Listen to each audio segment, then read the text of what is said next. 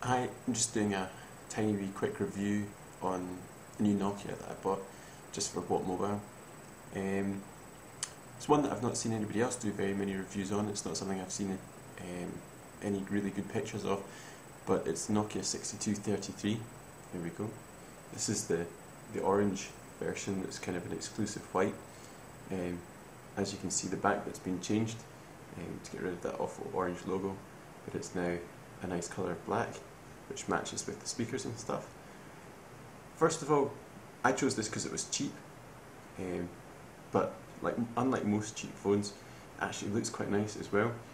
I used to have a Nokia 8800, which was nice looking but very expensive and didn't really do an awful lot, so I was kind of out the prowl for a decent phone that had good looks, and I think with this one, with the stainless steel surround, it actually looks a lot like the 8800, even down to the screen surround, the wee silver bit just up at the top here. It's very cool. Spec wise, in comparison to an 8800, certainly it's pretty good. It's got a 320 by 240 resolution screen, which is as good as any phone at the moment, including the brilliant K800 from Sony Ericsson. Great colours. It's got the new version of the Series 40 user interface from the Nokia, which is much better than anything that Nokia have had before, and certainly makes the 8800 look a bit old and a bit clunky. It's got Bluetooth, doesn't have any Wi-Fi or anything like that, but you can't really expect that in a phone like this.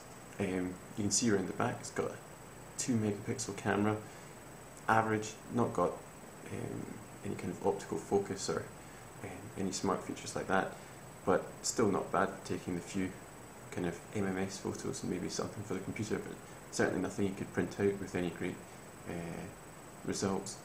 Around the side here you can see it's got a tiny wee memory card slot.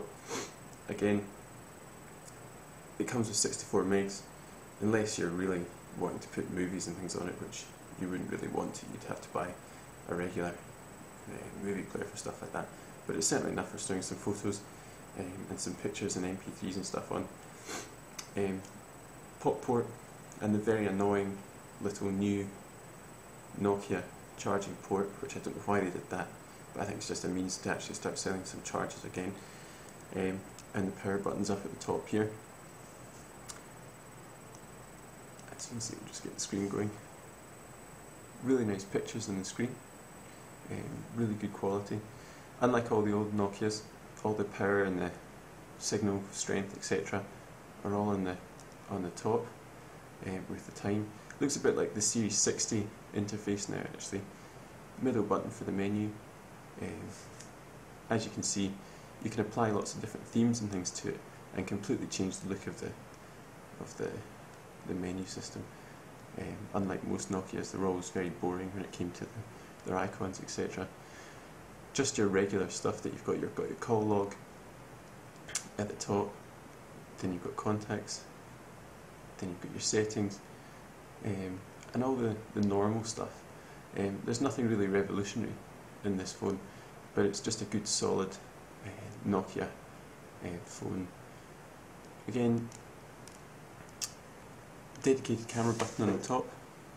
Let's get that back into the shot there. And the camera user interface isn't that bad. It's pretty good. You can also record video in this, which, to be honest with you, it's quite impressive for a wee phone like that. It's 640 by 480 resolution. I don't think it's 30 frames per second, but it's certainly good enough for a camera phone.